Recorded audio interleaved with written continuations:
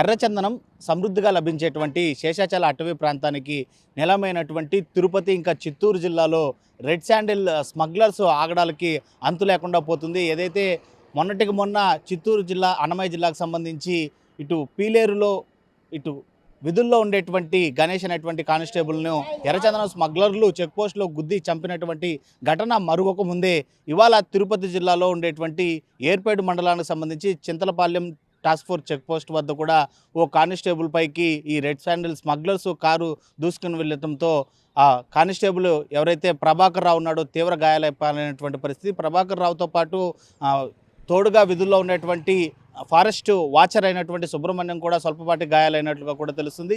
ఇవాళ వేకువజామున 3:35 ప్రాంతంలో Venkatagiri toll gate నుంచి కూడా అక్కడ టోల్ ప్లాజాలో టోల్ పే చేసి వచ్చినటువంటి TS09 అదేవిధంగా ES 9787 అనేటువంటి ఓ I-20 car Chintalapalem check post వద్దకి ఏదైతే red sandal task force check post వద్దకు చేరుకోగానే అక్కడ ఉండేటువంటి సిబ్బంది తనిఖీ కోసం ఆ కార్ని నిలిపేటువంటి ప్రయత్నం చేశారు. అయితే రెడ్ శాండిల్ స్మగ్లర్స్ అందులో స్మగ్లింగ్ చేస్తూ ఉండటంతో ఒక్కసారిగా కూడా టాస్క్ ఫోర్స్ సిబ్బంది పైకి అదేవిధంగా బ్యారిగేట్లపైకి ఆ కారుని దూసుకొని వెళ్ళి పోనిచ్చినటువంటి పరిస్థితి. ఈ నేపథ్యంలోనే బ్యారిగేట్స్ ఇంకా కారు ముందు భాగంతో ఢీకొనడంతో కూడా ఒక్కసారిగా ఈ ప్రభాకర్ రావుకి తీవ్ర గాయాలయ్యి ప్రైవేట్ ఆసుపత్రికి తరలించినటువంటి పరిస్థితి. అయితే అక్కడ ఉండేటువంటి రెడ్ శాండిల్ స్మగ్లర్స్ని వెంబడించేటువంటి ప్రయత్నం మరికొందరు విధుల్లో ఉండేటువంటి టాస్క్ ఫోర్స్ సిబ్బంది చేసినప్పటికీ ఉన్నతాధికారులు ఇక్కడ గాయపడినటువంటి కానిస్టేబుల్ని ఆసుపత్రికి తరలించాలి వెనుదిరిగి రమ్మనడంతో కూడా వాళ్ళు కూడా దాన్ని ఏదైతే క్యాచ్ చేయాలని వెళ్ళినటువంటి I-20 వాహనాన్ని ఈ నేరస్తుల్ని వదిలిపెట్టినటువంటి పరిస్థితి అయితే ఉంది. అయితే దీనిపైన ఇప్పటికే రెడ్ శాండిల్ టాస్క్ ఫోర్స్ సంబంధించినటువంటి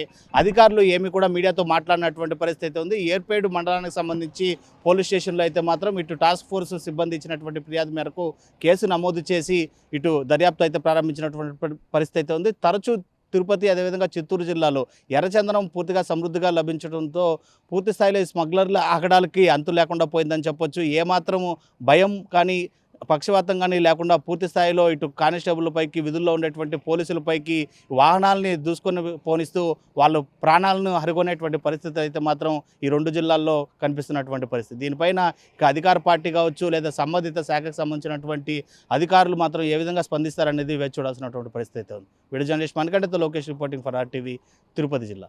మరిన్ని వీడియోస్ కోసం ఛానల్ ని సబ్స్క్రైబ్ చేయండి. లేటెస్ట్ అప్డేట్స్ కోసం వాట్సాప్ ఛానల్ ని ఫాలో చేయండి అండ్ లింక్ డిస్క్రిప్షన్ లో ఉంది.